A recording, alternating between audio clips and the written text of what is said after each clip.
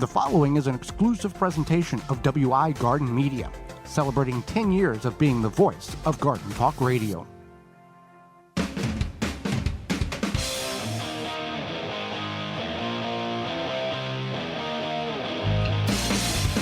Coming up on the program today, we're going to discuss how you can deal with those ticks, as well as where is some of those favorite vegetables originate from. Our guest is orchard tree author expert Susan Poizner will be with us, and we'll answer your garden questions. The hour is full, so join us. You are listening to the most informationally packed hour of garden-focused radio in the country and on the internet with your host, husband and wife team Joey and Holly Baird. This is the Gardening with Joey and Holly radio show. And welcome to another edition of the Gardening with Joey and Holly radio show. Happy to have you along. Thank you so much for taking time out of your day to join us for a little bit. I'm your host, Joey Baird. Beside me is my wife, co-host, best friend, and gardening partner, Holly Baird. This program is for you, about you, to help your garden grow better, to maintain your landscape, grow healthier trees, make your grass look greener, as well as preserving what you grow. Happy you're tuning in, whether you're doing such on one of the 43 AM and FM frequencies broadcasting our program here in 2026 through a radio app, through our parent website, thewisconsinvegetablegardener.com. Underneath the Season 10 tab at the top of the page, podcast replay or in-studio video replay. Thank you so much for being with us. If you want to be part of the program, you can certainly do such by giving us a call, toll-free, coast to coast at 1-800-927-SHOW. That's 1-800-927-7469. You can send us an email to gardentalkradio@gmail.com. That's gardentalkradio@gmail.com. Before we get in the program, Holly, it's time for this week's Joke of the Week. So why did the zucchini break up with the cucumber? Relationships problems. Because one was too cool, and no. It found a better partner in time. Oh, the herb. This week's garden joke is brought to you by Rescue.com. American-made rescue products keep your family, home, and yard protected from pests such as wasps, hornets, yellow jackets, flies, ants, and more. Learn more at rescue.com. That's rescue.com. Dealing with ticks. Now we see this a lot. You're going to find this on your social media feed if it's in your algorithm thing about ticks. So we're going to go over, we're going to give you information. You're going to have to do some research on additional information if you want to find more. But we'll start with how to deal with them in your yard, protecting yourself, and protecting your pets. So not all ticks attach to humans. Out of the hundreds of tick species there are, only a few small fraction percentage are attracted to humans and attached to humans. Primarily, many species host specifically to exclusive reptiles, amphibians, birds, and specific wild mammals. Not all ticks carry Lyme disease. Recent studies, though, show here where our show originates in Wisconsin, 50% of the ticks was tested in 2024. Over 50% had Lyme disease. So that is something to be aware of. And, right. So ticks are... And not all Lone Star ticks carry the alpha-galpha disease that makes you sick and makes you allergic to red meat. So keep that in mind. We don't know what percentage carries that, but studies don't have that data out yet, but not all of them carry There's been a lot of talk about ticks lately. Yeah. And it seems like year to year, even. It's the worst since such and such year. It's increasing, yeah. And I think that you shouldn't be scared to be outside. I think that you should definitely just take precautions and also be aware that, ticks happen. And if you do find that you have been bit by a tick, or think that the head of the tick is in your body, you should definitely get treated and play safe versus not safe. So let's talk. And ticks also are usually more prominent during June and July. Yeah. Now they will come out, and moisture is a key. Yes. They like moisture, and they are active from a lot of portions. They can be active from very early spring to late fall as well, based on your area. So you need to do the research to figure out what the most active time is for ticks in your region. So one thing you want to do is, if you are concerned about them in your yard, you want to make sure that you make your property yard less hospitable to the ticks. So there's a few things you can do. And as Joey had mentioned, they do enjoy the the more moist areas. So if you keep your grass trimmed, there's many reasons to keep your grass trimmed, like from mosquitoes, ticks, just because health of the grass. Yeah. So about 3 inches is what you want to maintain your lawn at, and then clear any debris. Ticks will hide in that debris, leaf litter, brush, tall weeds, etc. Make sure you clear that out because so you don't have them have a home. Now, true enough, ticks do live in trees, and they fall on you because they're trying to find a host or your pets or your neighbors. What that is a real thing, but they're not like so they're everywhere. Mm-hmm. They're not just in the grass. Ticks are everywhere. Yeah, there's one behind you in the corner right now. Right. So this is something that is concerning, but if you have the information, take the precautionary measures, it's less scary. Right. One thing to talk about real quick is your pets and ticks, as Joy had mentioned, dogs. So if you have an animal pet that goes outside and you have a possibility to expose them to ticks, where they would bring the ticks into the house, there's many different tick and precautions that you can take. There's like a liquid. Collar, isn't there? I think there's a collar. Uh-huh. I'm not sure how effective that is anymore, but that might just be for fleas. But even if your pet doesn't go indoors, if you've got an outdoor farm dog or dogs or outdoor cat, this is a thing in which, Right, and then you go up and pet that cat or dog. Well, you can pick it off and you can see how long the ticks are in their ears, and especially if they're around a lot of brush and high grasses, they're going to experience a lot of tick attachments. Yeah. I've never seen that. Okay, well, you never had a farm dog or farm dog, yeah. No. Okay, so we kind of talked about what we can do to fix the area around our property, keep the grass clean, trimmed, debris cleaned, manage wildlife, the fencing and stuff. You can also use mulch, wood chips, whatever, around the barrier of your yard. If you have maybe have some wooded areas on the outskirts of your yard, you could put a lining of mulch to help keep the ticks from walking in. Also pesticides. Yeah. There's applicational. Summit Responsible Solutions has some of that. You can spray around the perimeter of your yard or in your yard to do this, and there is home remedies, quote unquote, in which you can do as well. So protecting yourself. What do we need to do to protect ourselves? Regardless of what measures you use to protect yourself, once you get done with your outdoor activity, you should check yourself. Right. So in this or case, have a loved one check yourself. So I know that, you might go to the farmer's market, you might have a friend who sells this all natural bug spray, and they're like, oh, it's great for mosquitoes and ticks. If you are going into the deep woods, I can understand this might be good for ticks and mosquitoes if you're just like taking the kids to the park or going to the nighttime or evening, music in the park. Yeah, or drive-in, you sell a blanket type of thing, yeah. Right, and that's great. But if you're going in the deep woods, you want to use something like DEET. You want to use something like permethrin. Yeah. You want to use something that's going to repel the ticks. You can treat your gear and your clothes, treat yourself, whatever you need to do.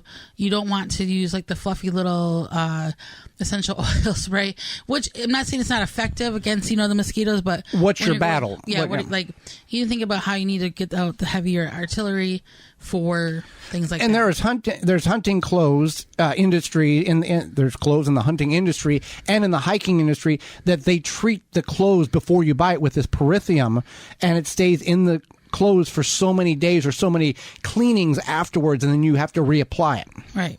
So if you don't want to get the permethrin and plan ahead, and you just I just want to go on an after work hike, I don't know how, I don't think these woods are that deep. Stay on the trail. Stay on the trail is the big one. The second one is to use something that has between at least 20 to 40, between 20 and 40% DEET. I mean, higher is better, but you want to make sure you are within that 20 to 40%. If you can get a hold of Dwight, he makes his own office reference. Right. So a lot of times, you'll see, if you're looking, at the store, it'll say deep woods. That's typically what you're looking for. And it'll say how much DEET it is. if you buy bug spray and doesn't see how much DEET is in it, you should be concerned. You want to make sure there is a percentage listed. Tight fitting clothing, tight socks. Yeah, if you have long hair, you're supposed to braid it. Right. Yeah. There is ways in which you can like invert duct tape around the opening, or your pant legs, or your shirt openings, which if something tries to crawl in under it, will get stuck to it, that type of thing. Right. If you have like rubber boots. Yeah. Yeah, because ticks are looking for something to grab onto. Right. Yeah, so if you, again, Joey had mentioned tight fitting, or, the duct tape, or when Joey goes in the deep woods, he wears his rubber hunting boots. Right. Yeah. And then when I come back, even when you are in this mindset, even if you know that you have nothing on you, you always feel like there's something crawling on you. Right. Even if you've been checked by a loved one. And it's hard to, certain areas like your lower back, or if you're alone, it's difficult to check and then remove if you do have one attached to you. Right. And there are specific ways in which you are supposed to remove the tick if it is embedded in your skin and all that. You can look that up on your own so you know what to do best for you. Well, hang out with us when we return. Some of the origins of our favorite vegetables that we grow in our garden. You're tuned into the Gardening with Joey and Holly radio show. Got a question for Joey and Holly? Send it via email anytime to gardentalkradio@gmail.com. David J. Frank, Southeastern Wisconsin's leading landscape company, is the landscaper you need. Their award-winning services include everything from lawn care, landscape maintenance, design, construction, renovation, irrigation, sustainability, and more. Big or small, let the experts at David J. Frank handle the hard work for you. Find out more at davidjfrank.com. The weather is warming up, and you will want to make sure you can enjoy your yard without sharing it with beetles and grubs. With spring just here and summer right around the corner, it's time to start thinking about controlling beetles and grubs in your garden yard. You always hear about Japanese beetles, from whether it be from your neighbors, your friends, news articles. They just appear. Grub Gone can be applied to turf, gardens, or around ornamentals to control those grubs and lessen the impact those beetles have on your yard this summer. Easy to use. Apply with a commercial spreader or irrigate right into the soil. Biological that specifically targets grubs and beetle invaders without harming beneficial insects like bees, ladybugs, and butterflies. And to be honest, it's the only non-chemical that works. You can find out more at beetlegone.com. Get higher yields with durable green bed raised garden bed kits designed to be drainable, breathable, pest resistant, and long-lasting. DurableGreenBed.com. Abundance guaranteed. If you could double the life of your raised bed boxes by sealing the wood with a clear, non-toxic wood preservative, would you? Well, now you can with a clear, penetrating product called Internal Wood Stabilizer. It's 100% non-toxic and easy to apply. Seal your untreated wood surfaces, even chicken coops, by spraying on Internal Wood Stabilizer.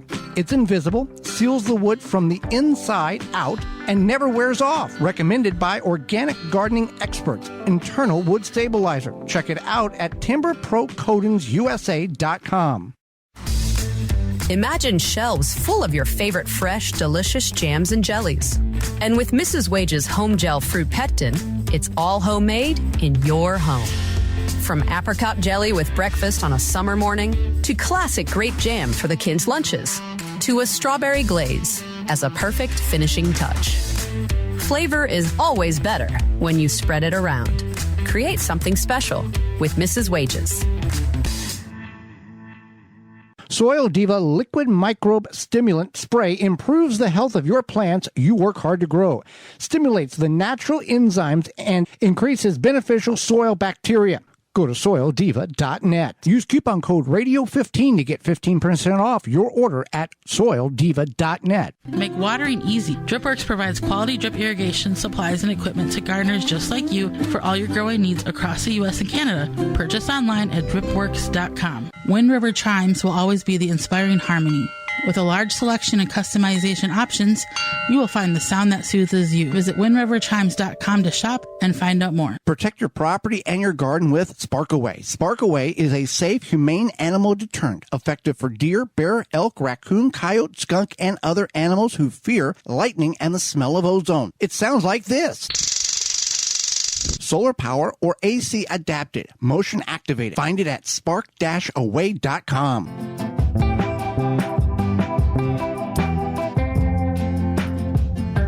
Welcome back to the Gardening with Joy and Holly radio show. Happy to have you along. You want to find out more information about those sponsors and all the coupon code availability, you can go to our parent website, thewisconsinvegetablegardener.com, clicking on the Season 10 tab for all past shows and sponsor listings and coupon code availability under the Money tab. Use those coupon codes. We've worked hard to negotiate them with the sponsors so we can get you a better deal on everything from weeding tools to seeds to weed killer. Where is the origins of some of our favorite vegetables?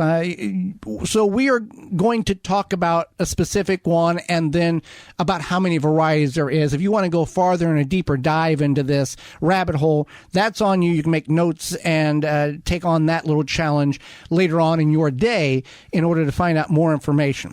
So we'll start with the most popular vegetable. Tomatoes. So these are native to Western South Africa with wild ancestor plants originating in the Andes Mountains, so like of Peru and Ecuador. There are well over 10,000 varieties of tomatoes in the world. Different varieties.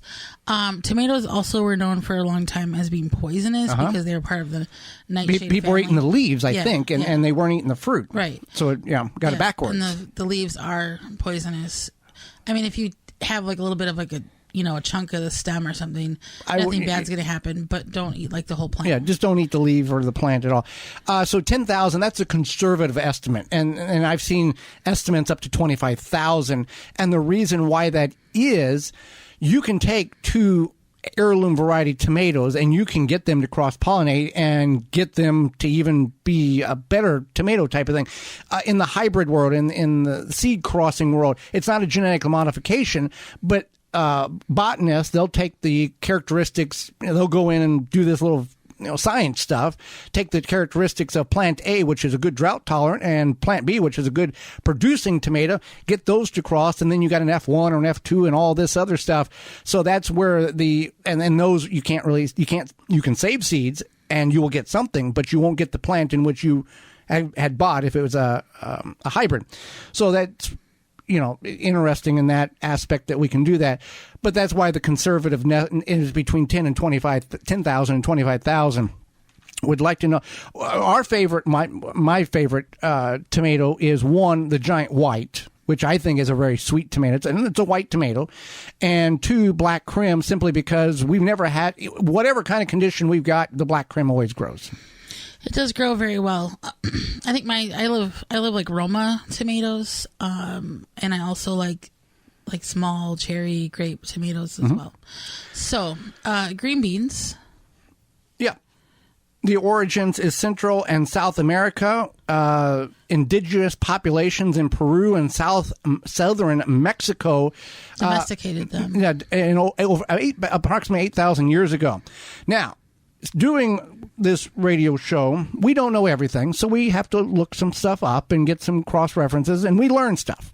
I did not know that green beans, there's over 500 cultivar varieties of green beans. That's a lot of variety. Broadly, which is categorized by how they grow, bush versus pole. However, they are mainly broke down into three primary categories: their shapes, their pods, their characteristics, their standard green beans, French beans, and Romania beans. Right? That's right. Yeah. Right. Yeah. So, So let's talk about eggplant. Now, before we tell you where eggplants came from, if you don't know, take a second in your mind and think where you think eggplants might be from. Okay. I already know the answer. I know, but I'm talking to our listeners. Okay. Okay, so eggplants, if you have your answer now. Eggplants originated in Southeast Asia, with their primary center of domestication traced to ancient India and tropical regions. Now, I would have thought that they originated in like Italy, the Mediterranean. Okay. I don't know why. But they're a tropical plant. Yeah. And Italy and the Mediterranean is not necessarily a tropical environment. No, it's more Mediterranean. Yeah. I guess, it's not as warm as the tropical, but it has like the kind of tropical-ish vibes. How do you spell bored? Can you use it in a sentence? The word you're trying to spell is bored. So, it's just, Right, but it's not tropical. Yeah. So there are dozens of eggplant varieties. There's heirloom groups. There's, just based on size, shape, and color. Most people think of that colored eggplant, that purple eggplant. some people say about 150 different varieties, Right. known types. But then they have like those white ones. There's a subcategory where there's 6 to 8 primary categories of these, and that's here's the listings of these categories. So there's like white graffiti, which is also known as Sicilian. Maybe that's why I thought it would be Italian. Indian, Thai, Chinese, Japanese, and then Italian. Because you hear that Japanese eggplant or Chinese eggplant, and there's multiple different colors in which you can get. Now, if you don't like eggplant, maybe it's the way it's being prepared by you or your loved one or the way you grew up. If we get an eggplant, we will cut it a half-inch thick and fried in butter. Yeah, or you can roast them. I like to roast them too, with like The skin, different spices. I can't eat. Right. The skin, I don't know if you're supposed to eat. Not with the skin, Yeah. but yeah. Roasting them is good. Most vegetables, if you roast them in a little olive oil with some That's spices, your Italian, I think they're delicious. So next one is the and the other one is globe, which is American variety of eggplant, if you want to say. Peppers. Here is fascinating information about peppers. So originate in the tropical and subtropical region of Americas, and they first emerged in the Andean and Amazonian regions of South America, modern day Bolivia and Brazil, and full domestication took place independently in Mesoamerica, with Mexico being a major hub. So there are over 4,000 to 50,000 distinct variety of peppers, and that can be anything from sweet to super hot. And most of them are in what looks like, if you see the word capsicum, and then that's also the word that is like the Latin. And if you hear the word capsaicum, that's part of the heat. The heat measurement on the temperature of the pepper. And you will find, and I think they're called pepperheads on the social media platforms, where their goal, and I don't know how you measure capsaicin, like this is a 5,000 or 10,000 or 200 million, or whatever, 2 million. I don't know how there's scales in which you can, like, they smear it on, whatever. There are pepperheads, and each year they cross and cross and cross to try to get a hotter and hotter and hotter and hotter pepper. That's their fun. That's their golf game. Right. That's their car And they collecting. have to, they do that. And one thing to keep in mind is if you live in a more northern climate, you're not you have to work really hard to grow those hot peppers, because peppers like heat. So the hot peppers like the hot heat. So just keep that in mind. If you are like, I tried growing this super hot pepper and didn't have success, it might be something you might have to grow indoors. You might have to add heat. It wants to be warm. So there's a scale in which from Scoville scale. Yeah. Mm-hmm. I've watched enough food shows to have this memorized, because these people get excited about the peppers. Like every food show you ever watch is like there's some sort of pepper situation, it seems. So then we have onions. Yes, onions. And they are believed to have originated in Central and Southwestern Asia. And it could also be areas. Would you have guessed that? I don't know where I would have thought they were from. Especially like being a root crop, maybe like somewhere like Europe, Germany, like where potatoes are from, like Ireland. No, potatoes originate from the Andes Mountains in South America, the Peru area, and then people thought they were of the devil, so they didn't eat them for years and decades and centuries, and finally it became popular. That's so sad. Yeah, people missing out on potatoes. I love baked potatoes. Right. French fries. Yeah, okay, continue. So onions are part of the allium family. So there's over 600 species. There's also allium flowers, which they grow this pretty flower that looks like an onion flower, essentially. So there's like onions, yellow, red, white, sweet, green, and then shallots. Shallots are of the onion family. That's your typical category, those yellow, red, white, sweet, and green. And so there's...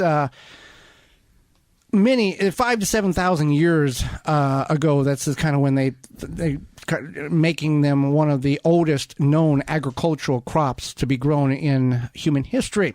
Finally, and we could do this all day, cucumbers. The origins of cucumbers is South Asia, specifically in the region spanning from India and the Himalaya foothills to parts of Thailand and Bangladesh.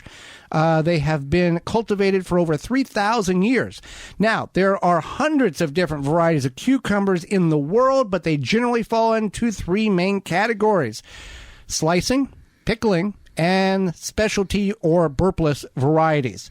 And with all vegetables that we have talked about, there is the heirloom, there is the organic, and there is the hybrid, again, the crossing of the species to get a better end result. So that being said, what's your favorite vegetable, and do you know where the origins of that have come from? Maybe you do, maybe you don't. What we do know is Made in America is a product by Scrusher that you can keep the soil, dirt, sand, and everything else out of your house, cabin, barn, or shed.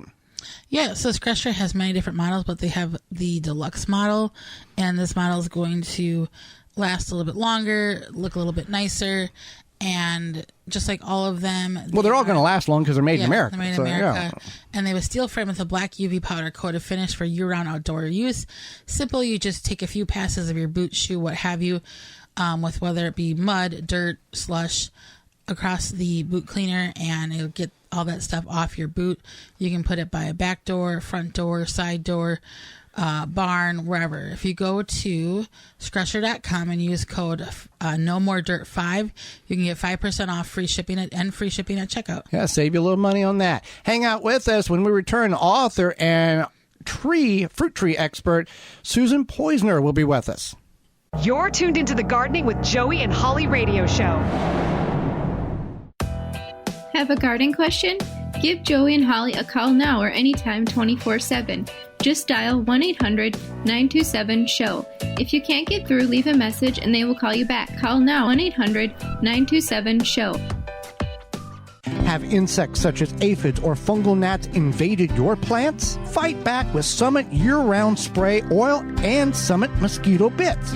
Organic Summit Year-Round Spray Oil kills insect pests on indoor and outdoor plants. All natural mosquito bits kill fungal gnats larvae in container plants. Both products are harmless to people, plants, and wildlife. Summit Year-Round Spray Oil and Summit Mosquito Bit are available at garden centers, hardware stores, and at SummitResponsibleSolutions.com. Azure Standard is America's premier family-owned online store for organic foods and healthy products for your home and garden. They deliver directly to families and businesses through more than 3,500 drop points across all 50 states, making it easy to get everything you need in one simple pickup. As a natural health food distributor, Azure brings bulk and specialty items to communities nationwide. They offer more than 12,000 products that meet their clean ingredient standards, high quality, non-GMO, organic, and naturally sourced. You'll find everything from groceries, health and beauty items, and household essentials to nutritional supplements, animal care, hobby supplies, and even gardening products. Simply put, Azure Standard has something for just about every part of daily living. Visit AzureStandard.com and use promo code JoeyandHolly15 at checkout to get 15% off your first order of $100 or more when you open a new account and ship to the drop location of your choice. Visit AzureStandard.com. That's AZURE Standard.com. Garden like a pro in 3 easy steps and receive customized fertilizer recommendations for your garden or lawn. Soil Savvy helps you determine what nutrients your plants need to thrive. Never again over-apply nutrients they don't need. A patented process that makes you a smart gardener. To get your soil test kit, go to mysoilsavvy.com. Got milkweed? You already know it helps monarchs migrate, but did you know milkweed supports people too? If you've ever wished your body could bounce back faster, this is your sign. From backyard to bedside, people trust milkweed balm for soothing joints, tired muscles, and healthy, feel-good skin. Try it and feel the difference today. Find milkweed balm at milkweedbalm.com or on Amazon. Transform your exterior wood surfaces with Rubio Monocoat's new Durogrit. Durogrit delivers rugged protection and rich color for decks, siding, pergolas, planter boxes, and all outside wood surfaces. Say goodbye to multiple coats thanks to Durogrit's incredible patented one-layer technology. Enjoy a vibrant, durable color that won't peel or flake even in the harshest conditions. Rubio Monocoat Durogrit is tomorrow's UV protection for exterior wood. For every order, Rubio Monocoat USA will plant a tree at a U.S. planting site. Get 10% off Durogrit when using code Joey at checkout. Learn more at RubioMonocoatUSA.com. This portion of the show is brought to you by Mrs. Wage's canning products. Want to make fruit jam at home? With Mrs. Wage's Home Gel Fruit Pectin, you can make healthy spreads right in your own kitchen. Create something special with Mrs. Wage's. Save your back. Easily and quickly remove trees and shrubs from your property with the Weed Wrench. Find it at weed-wrench.com. Made in the USA. Use coupon code JOEY to save $10 off your Weed Wrench at weed-wrench.com. Stop poisoning your soil. Green Grow is different from most garden brands because we do not rely on chemical shortcuts. We use beneficial biology and organic inputs to rebuild soil naturally, so your garden gets healthier every year, not dependent on more products. Stronger plants, fewer problems, better food. Check out our complete line of organic fertilizers and potting soils today. Visit thegreengrow.com and breathe life into your soil. That's TheGreenGro.com. Check us out on Instagram as well at thegreengrow. A non-selective herbicide that is also USDA Bio-Preferred certified? You bet. Say goodbye to Roundup and hello to No More Weeds by Naturally Green Products. No More Weeds kills weeds with no harsh chemicals and no glyphosate. Safer on pets, No More Weeds has a proprietary sticking agent to use around gardens, pools, decks, patios, anywhere there are weeds. Available online at natgreenproducts.com, Amazon, and Walmart.com. Order yours today. The same great company that brings you no more bugs. Welcome back to the Gardening with Joe and Holly radio show. Happy to have you along. Want more information about those coupon code availabilities? Our parent website, thewisconsinvegetablegardener.com, under the Money tab at the top of the page. The Season 10 tab for all past shows and full supporting sponsors of companies. Well, Holly, before we go to the hotline, we got to talk about a product that will keep our hands clean. That's all natural from our good friends at scrubbysoap.com. Yeah, Scrubby is a natural soap with a scrubber inside that fills the entire size of the bar. And rather than them using harsh synthetic cleaning agents, they use citrus oil. So it's a combination of the citrus oil and the scrubber that creates the ultimate soap for removing grease, oil, dirt, and paint. I just used mine today after I was doing some planting in some containers, and it was really handy to get all of that dirt. I never remember to put gloves on. Get all that dirt off my hands. It's good for artists, painters, mechanics, crafters, anybody. And if you go to scrubbysoap.com, you can get 10% off your order by using the code SOAP at checkout. Holly, let's go to the hotline and bring in our guest for this week. Susan Poizner is a journalist, author, filmmaker, and urban orchardist who created orchardpeople.com to help people learn about growing fruit trees. Welcome to the program, Susan. Hey, thanks so much for inviting me, guys. Well, absolutely, and glad to have you. Let's talk about it's the springtime of the year, and a lot of people think about feeding their fruit trees. Let's talk about feeding your fruit trees. What is the best way to do it, and what is the wrong way to do it? Oh, I'm so glad you're asking me that question. And the reason is exactly what you said. This is such an important time of year for fruit trees. They are up and running after a winter of rest and relaxation. So many of them have been dormant over the winter, and now they need a ton of energy to open those leaves, to open their buds, to create fruit and do all this stuff. And so what people do is they run off to the garden center to get fertilizers, which is absolutely the worst thing that you could do right now for your fruit tree. So let's start with the easiest way to feed a fruit tree safely. And this is what I do. Every single spring, I will take compost that, even if I buy homemade is great, but I could buy it at the garden center, and lay out 2 inches of compost in a mulch circle around the tree, making sure the compost does not touch the tree trunk, and making sure that the compost goes and extends out to the edge of the canopy if possible. So if I were to invite you guys to go to our community orchard to have a visit, you would notice that our mulch circles are very big, and that's because the feeder roots of the tree, the roots that take in water and nutrition, are at the outer edge of the canopy. They are nowhere near the trunk. So that's where we have to feed the trees. So that nutrition, you can cover up your compost with some wood chips if you like. It breaks down relatively slowly, but fast enough to give the tree energy so that by midsummer, it will have taken the good stuff out of that compost. Here's why fertilizers, even if they say this is a fruit tree fertilizer, here's why they're a bad idea. Your soil and my soil are not the same. Your soil may have lots of nutrients, mine may not. And by taking standard, like a bunch of nutrients, and applying them to both of our soils, it could be, and it often is, a disaster. Putting stuff into the soil that the tree not only doesn't need, but that can damage the tree. Too much nutrition can be bad both for your soil, for the environment, and for your fruit tree. So the safest way to do it is by mulching the tree in the spring with compost, 2 inches of compost, and as a bonus, covering that up with 2 inches or so of wood mulch. That's very interesting and helpful. So moving on here, what are some common fruit tree pests and or diseases and how to deal with them? And obviously this can vary widely from tree to tree. So if you want to, maybe stick to more popular fruit trees, or if there's more common pests and diseases, that would be very helpful. Sure. Okay. So I work with apples, pears, peaches, apricots, cherries, those kinds of trees, deciduous trees. And here's the secret. Okay. The secret is 80% of all fruit tree diseases are fungal diseases, 80%.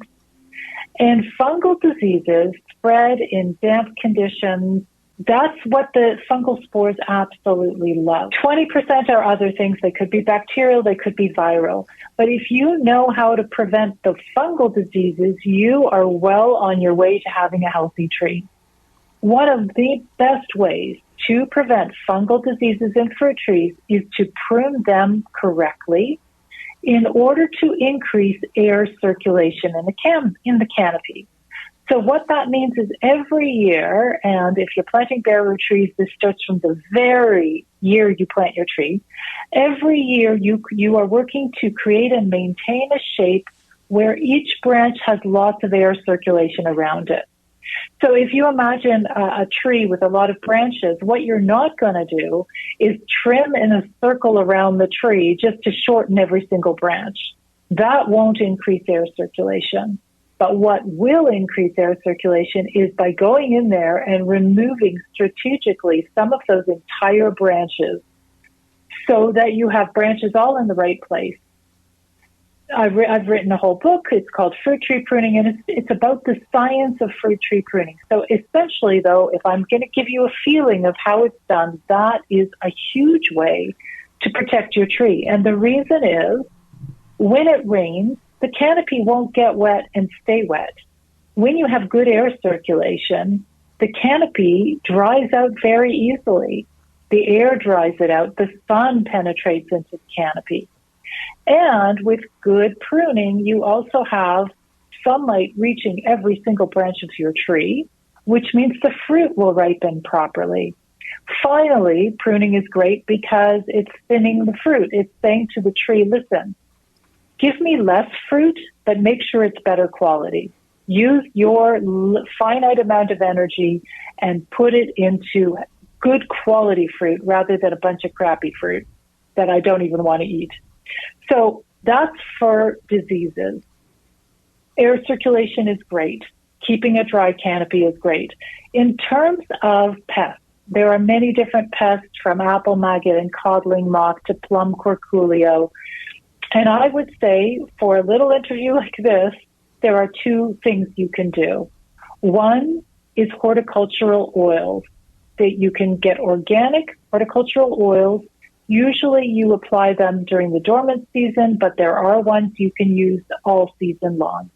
And they smother overwintering insects in the canopy. It's honestly, guys, it's best to do it before the spring comes. But even now it can be helpful because little pests are overwintering in the canopy.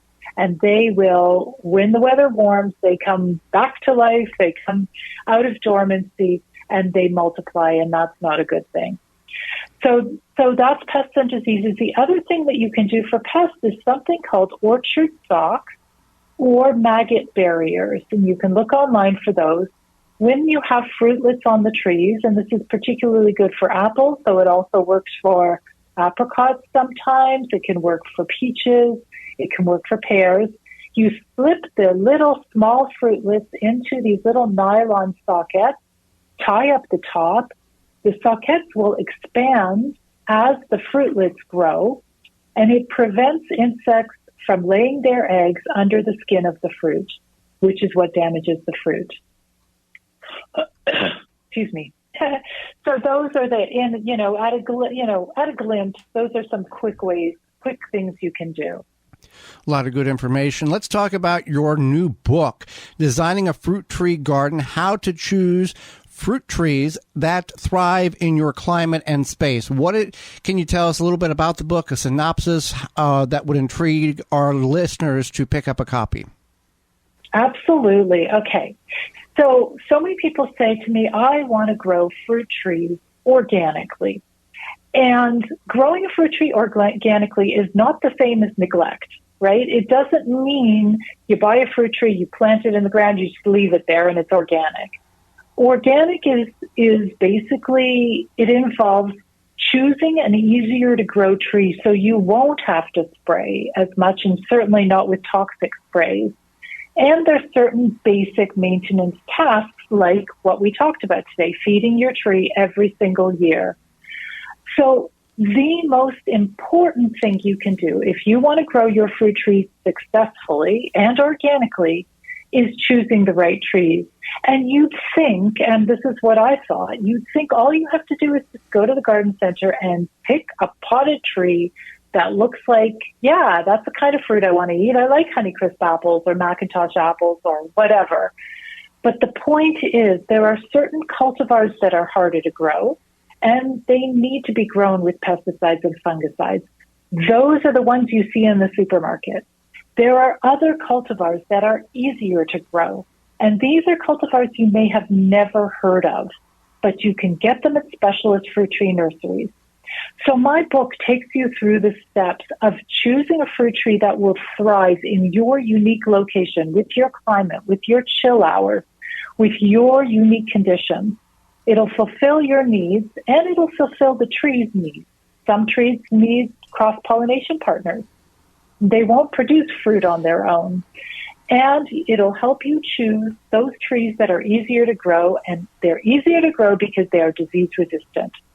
So the whole book is I think it's fun, it's interactive, and it's inspiring because I talk about a lot of the different fruit gardens and orchards that I have visited across North America and around the world, where I have learned the secrets of choosing the right tree, and I want to share it with my readers.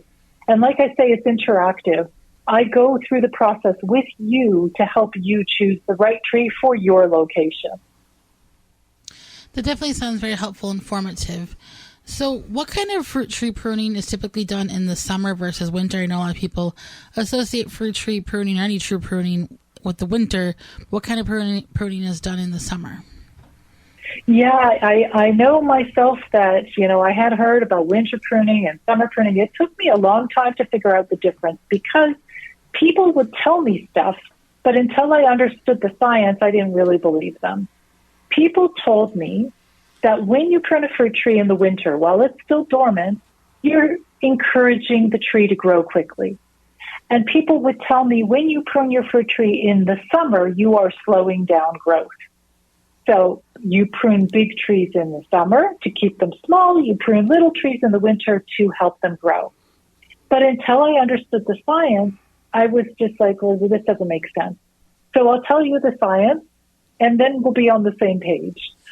So the science is that a fruit tree, like a human, we have a finite amount of energy in our body, right? Fruit trees over the winter are storing a lot of energy in their root system. This is energy they created through photosynthesis the previous year. So in the spring, let's say this tree, it's a young tree, it has 10 branches. Each branch will get 1/10 of the energy when the tree comes out of dormancy. So it's divided up that way. But what happens if you remove 3 of those branches? Each remaining branch gets a larger share of the energy. So winter pruning indeed does encourage vigorous growth. It is perfect for young trees. It's perfect for those little apple trees, for instance, that are just not growing as fast as you'd like them to grow. So that's when you remove strategically. You're creating a shape for your tree that will last a lifetime. You are shaping your young tree. Now, summer, what happens in the summer? So that very same tree I described, it has 10 branches. And let's say you don't remove 3 branches. Each branch gets 1/10 of the energy stored in the root system. So it'll grow less. You'll leave it to have flowers, and it uses up more of that energy. You leave it to start creating fruitlets. And then in the summer, you decide to prune it then. Well, at that point, it doesn't have lots of energy left. So it's got to direct that energy towards fruit production and other things. And it won't direct the energy to elongating branches and getting bigger and woodier. So summer pruning does indeed sort of slow growth. Summer pruning is wonderful for that big old apple tree or the big cherry tree that you just don't want to grow bigger. So that's a really helpful thing to know when you are looking at your tree, deciding, do I do winter pruning or summer pruning? It's depending on what effect you want to have on the tree. Good information. Now, my next question is going to be kind of your mileage may vary, but how do you choose a fruit tree that will thrive in your location? Well, the very first thing you've got to think about is where is your location? Because there are, like I told you, like nurseries want to make sales. And if they know people like Honeycrisp apples, they will sell Honeycrisp apple trees, even if those trees do not grow well in your plant hardiness zone. So it is up to you to learn a little bit about your plant hardiness zone and find out what trees will thrive in your zone. Sometimes, even at these nurseries, they don't even tell you in the label what zone they're for, and many of us don't even know what hardiness zone we're in. So in my book, Designing a Fruit Tree Garden, I talk to people about, I'm explaining, well, what are plant hardiness zones and what does it mean and how does it work? So you want to make sure you get a tree for your zone, and then depending on where you live, you may need to consider chill hours because fruit trees, many of them need cold winters. And if your winter is not cold enough, you can buy that perfect Honeycrisp tree. But if you don't have enough chill hours in the winter, it won't produce fruit. It'll just be confused. Maybe it'll blossom a little bit, not really. They just cannot produce a decent harvest if they don't get those chill hours. From there, you're going to look at things like cross-pollination. Does the tree of my choice need a partner tree or not, or is it self-pollinating? And then there are a few more steps, like do I want a disease-resistant tree that you can go through? One fun thing that you can do is on my website, if you go to orchardpeople.com and search for nurseries or where to buy fruit trees, I have a whole article with fruit trees nurseries across North America. And you can go to one of those nurseries, Specialist Fruit Tree Nursery, and download their catalog and just start browsing through. You're going to see there are so many more cultivars and so many more varieties and so much more selection than you would have in the garden center. So you can have a lot of fun looking, and then you'll realize there are a few things. You got to get all your ducks in a row to make sure you get just the right tree. One thing I haven't mentioned is fruit trees come in different sizes, like the equivalent of small, medium, and large. That's dwarfing, semi-dwarfing, and full size or standard. And that will depend on which rootstock you choose for your tree. So the same tree, let's say it's a Honeycrisp apple or a Liberty apple, can come in these different sizes. So there's a few different things to learn, but here's why I think it's worth it. If you're going to put in the time to plant and the money to buy a tree and plant a tree, wouldn't you rather it be the tree that will be in your garden for 10, 15, 25 years or more? Rather than doing what I did all those years ago when I didn't know what I was doing, planting a tree, waiting for a year or two and saying, hey, why isn't this producing properly? Why is this not healthy?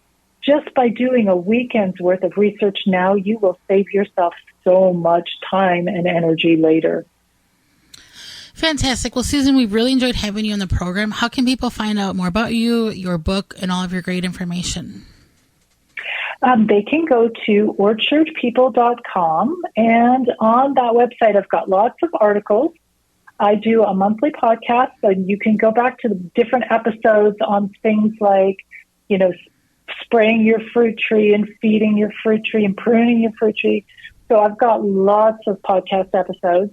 And there's also a link to click for my books. And the books that you may be interested in, coming from this interview, is Designing a Fruit Tree Garden, which is about choosing the right trees for your garden. And Fruit Tree Pruning is another book which I talk about how to prune fruit trees, when to prune fruit trees, and why you do it. Well, Susan, thank you so much for your time, your information, not only educating Holly and myself, but all of our listeners. We appreciate that very much. Thank you so much, guys. Great to talk to you. Absolutely. And when we return, it's going to be your garden questions and our garden answers. You're tuned into the Gardening with Joey and Holly radio show. Got a question for Joey and Holly? Send it via email anytime to gardentalkradio@gmail.com. Jung Seed Company is a family-owned and operated gardening company since 1907 with the largest selection of seeds and plants online. Use coupon code 15TG26 to save 15% off your order at jungseed.com. That's JUNGSEED.com. Stop poisoning your soil. Green Grow is different from most garden brands because we do not rely on chemical shortcuts. We use beneficial biology and organic inputs to rebuild soil naturally, so your garden gets healthier every year, not dependent on more products. Stronger plants, fewer problems, better food. Check out our complete line of organic fertilizers and potting soils today. Visit thegreengrow.com and breathe life into your soil. That's TheGreenGro.com.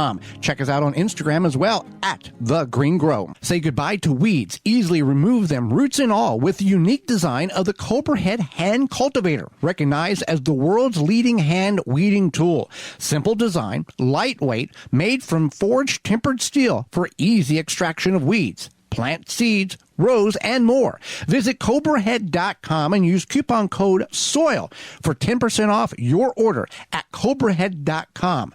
Coupon code valid 1 per customer. Pomona's Universal Pectin is a high-quality pectin that gels reliably with low amounts of any sweetener. If you're trying to reduce the amount of sugar in your diet, you'll love Pomona's Universal Pectin. Now you can make healthy homemade jams and jellies sweetened to your taste. You can use sugar or honey to sweeten. Pomona's Universal Pectin keeps indefinitely when stored in an airtight container. Easy to use, versatile, and comes with directions and recipes in every box. Find out more and where to buy at PomonaPectin.com. Also available at natural food stores and online. Get in your garden with Diggs. From gardening gloves to accessories, storage, organization, and more, Diggs products combines form and function with a splash of fashion and are ideal for women who possess a passion for plants and enjoy harnessing the beauty of nature. Steeped in color and pattern, Diggs gloves are inspired by nature and are designed to protect your most valuable assets, your hands. Get your Diggs on at DiggsGardening.com, the Home Depot, Amazon, and search for it by name, DIGZ, DiggsGardening.com. Ever feel like you have to cover up just to enjoy your backyard? If you're tired of swatting mosquitoes while you're trying to relax or work in the garden, there's a smarter approach. BioGent's mosquito traps use proven attractants designed to specifically target mosquitoes, helping reduce bites around the yard all season long. They're tough on mosquitoes and don't harm bees and butterflies, so you can protect yourself and still protect your pollinators. Rethink mosquito control. Take a look at biogents.com. That's BIOGENTS.com. Mantis garden tiller cultivators are the perfect solution for any garden.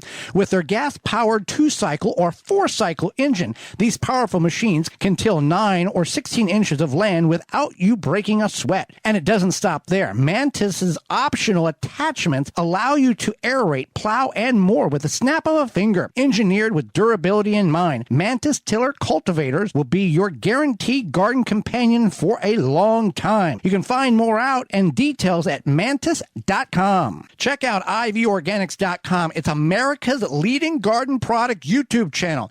IV Organic products are innovative, organic, effective, and proudly USA made to help you achieve your best growing season. Use coupon code RADIO10 at checkout and save 10% on your entire order at ivorganics.com. That coupon code again is RADIO10 to save 10% on your order at ivorganics.com. MyRootmaker.com has the tools to start your plants off right and keep them growing through harvest. From their seed starting trays with an innovative design that air prunes the roots to their large variety of grow bags of 1 to 60 gallons. Get the harvest you've never seen before. Visit MyRootmaker.com and use coupon code RADIO26 to save 10% off your order at MyRootmaker.com.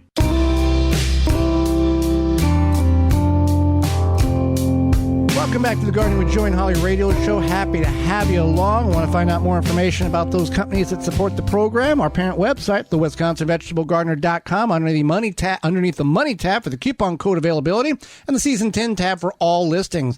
You might want to check that out to see what we have available. They have available that can help you in your garden and home. Well, it's time for your garden questions and our garden answers. Send them on over. GardenTalkRadio@gmail.com. That's GardenTalkRadio@gmail.com, or you can call us anytime toll free, coast to coast at 1-800-927-SHOW. That's 1-800-927-7469. All right, I was planning to do most of my planting, but it looks like we're supposed to get some pretty heavy rain in my area.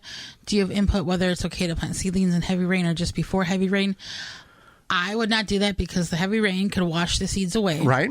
So I would wait until the soil is not soaking wet. Damp? Damp. If it's just one of these things where you're going to have intermediate showers throughout the day, go for it. But if they're projecting heavy rain, like thunderstorms, again, you're going to downpours. It's not going to be affected. You're not a farmer. You don't have 5,000 acres to get in the ground at a certain time frame. You've got time. It's okay to wait a couple of days after. I know we all want to get them in the ground and think it's going to help, but in long term, it actually can be negative, affecting the seeds because they're not where you put it. They're all washed over here. So, right. Is it wrong to put compost on top of existing soil for the garden bed? A farmer told me to use only organic compost. I would like to raise a little. I would like raise it a little bit, lift it up a little bit, and make it a mound. Your thoughts, like on the ground, put it like a little archway or a little hill type, hump. I don't see that being a problem. No. You can mix it in, but you don't even have to do that. You don't even have to do that. Over time and rain and whatnot, it'll mix in itself. You would be amazed. You take 2 inches of compost and put it around over top of a really bad area of your garden and do that once a year for 3 to 5 years, and then take your shovel and dig down where that compost was at. You would be amazed. It doesn't even look like the old clay mix that you once had because the microbes and the water and the insects have intermixed all of that stuff, and it's a phenomenal way that nature takes care of the soil. So you can just do this on your raised beds too, or your ground beds. Just put the compost after you plant, work around your plants, and you're good to go with that. If I plant basil in with my tomato plants in large pots and the tomato plants get sick, will that affect the basil plants? Yes, it will affect the basil plants with the tomatoes being all grown together. You can in a large pot. In a large pot. Oh, I see. Yeah. You can get blight. You can get other airborne diseases. The thing you want to be aware of, yes, like an intercropping type of thing. You want to have spacing. Yeah. You're growing 2 plants and they're helping each other. But if you grow them too close together, it's going to spread like a plant to plant to plant to plant. So you could do this if you have all the space in the world. Tomato plants every 4 foot apart, and then and then the rows 3 foot apart, and then have your plants of basil in amongst the walk path. Yeah, but if there's no room for these rows, like if Right. you're container planting, I would just do a separate smaller container for the basil, because basil doesn't need No, or that just much put the space. basil somewhere else, Right, because it's going to act in the long run. It could negatively affect everything, but also if you've got early mulch everything as well. That's going to prevent a lot of the soil splash up. It contains a lot of problems and will affect your plants. So by mulching, that's going to greatly decrease the problems that your plants are going to face. Is it normal to have overgrowth or small mushrooms growing in my beds? First time gardener here. Yeah, it's not a problem. It's normal. It means you have good soil. Mushrooms are fungus, but like good fungus. I don't know if there's bad fungus. Good. Yeah, fungus. there's good bad fun. Yeah. Yeah. And so that just means that your soil is fertile and healthy and good. Well, with that, we are out of time, and we want to thank you for yours. Miss any portion of the program, we would like to revisit it. Our parent website, the WisconsinVegetableGardener.com, underneath the Season 10 tab at the top of the page. Tune into the program next week, where we will be discussing the problem with plants that you will face, as well as canning safety. Our guest is author Rhonda Fleming Hayes. Rhonda Fleming Hayes will be with us and will answer your garden questions. So until next week, for Holly Baird. I'm Joy Baird, and we will see you in the garden.